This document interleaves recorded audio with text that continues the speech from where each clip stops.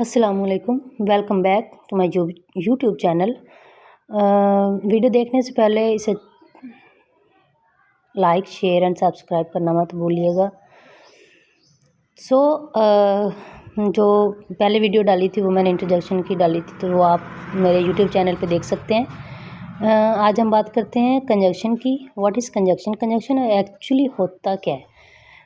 Conjunction को हम अगर उर्दू में इसको देखें तो इसको उर्दू में कहते हैं हरूफ रबत। मतलब जो वर्ड्स होते हैं, जो सेंटेंसेस होते हैं, उनको हम किस तरीके से जोड़ सकते हैं या कौन से वर्ड्स लगा सकते हैं।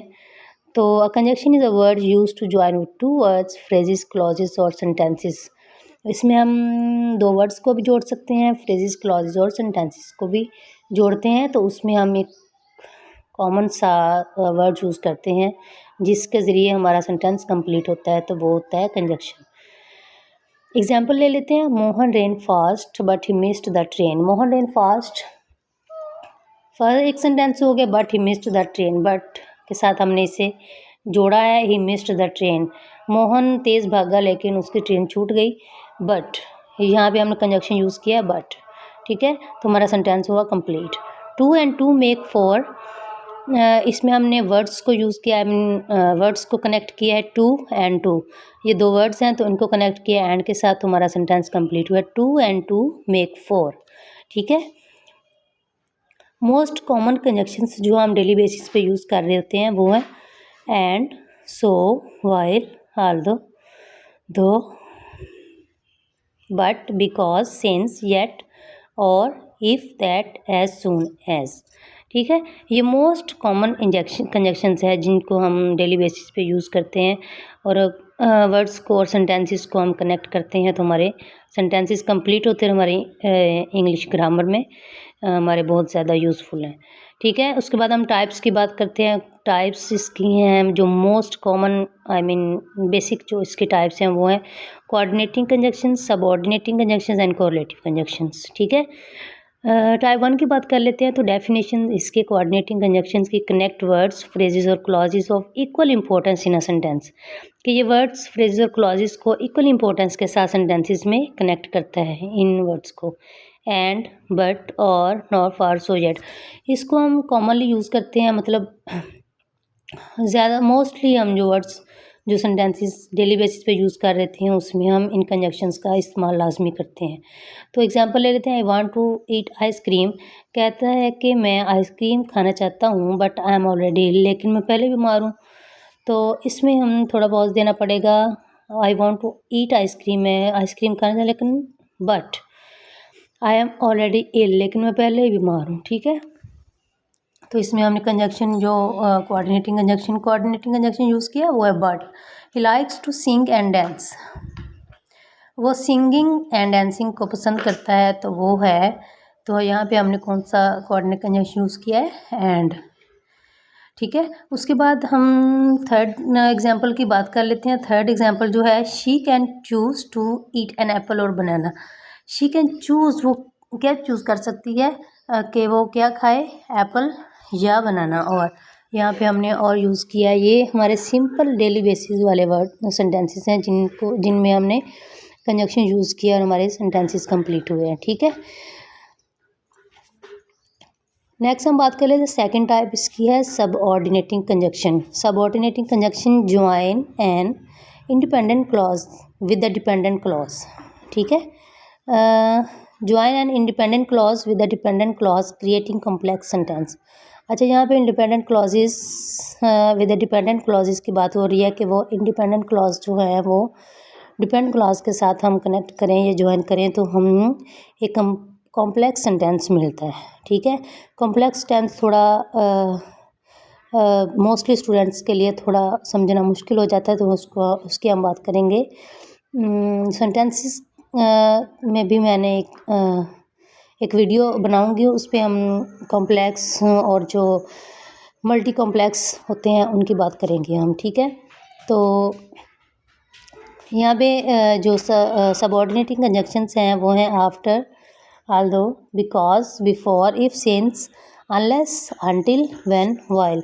ठीक है, इसमें थोड़ा मुश्किल हो जाता है, लेकिन फिर भी मोस्टली स्टूडेंट्स की तो समझ आ जाती है, लेकिन थोड़े वीक स्टूडेंट्स जो होते हैं, जिनको थोड़ा मुश्किल होता है टीच करना, तो उनको थोड़ा ज़्यादा फोकस के साथ पढ़ाएं तो उनको भी समझ आ जाएगी। ये आफ्टर शी फिनिश, यहाँ पे एग्जांपल्स की बात कर रही हूँ मैं। After she finished her work she went for a walk. अपना काम ख़त्म करने के बाद she went for a walk, वो कहाँ गया? वॉक करने के लिए, ठीक है। यहाँ पे पास्ट की बात कर रही है कि after she finish her work, उसने अपना वर्क काम ख़त्म किया। She went for a walk, walk पे चली गई। या यहाँ पे हम बात कर लेते, वो उसने पास्ट की बात की है, ठीक है। He can play outside if he finish his homework. क्या कहते हैं, अगर उसने अपना होमवर्क कंप्लीट कर लिया, फिनिश कर लिया, तो वो कहाँ जा सकता है? खेलने के लिए बाहर जा सकता है, ठीक है।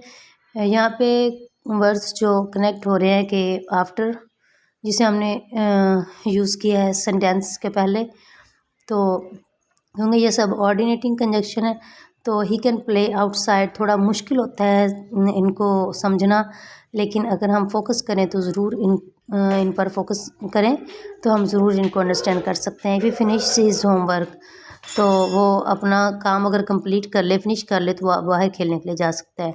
Because it was raining they decided to stay indoor, क्योंकि बाहर बारिश हो रही है, तो उन्होंने क्या फ़ैसला किया है कि वो घर में ही ठहरेंगे, ठीक है। अच्छा, नेक्स्ट हम बात कर लेते हैं थर्ड टाइप, इसकी कॉरेलेटिव कंजक्शंस की। इसमें इसकी डेफिनेशन की बात करें तो pairs of conjunction that work together to join words, phrases और क्लॉजेस।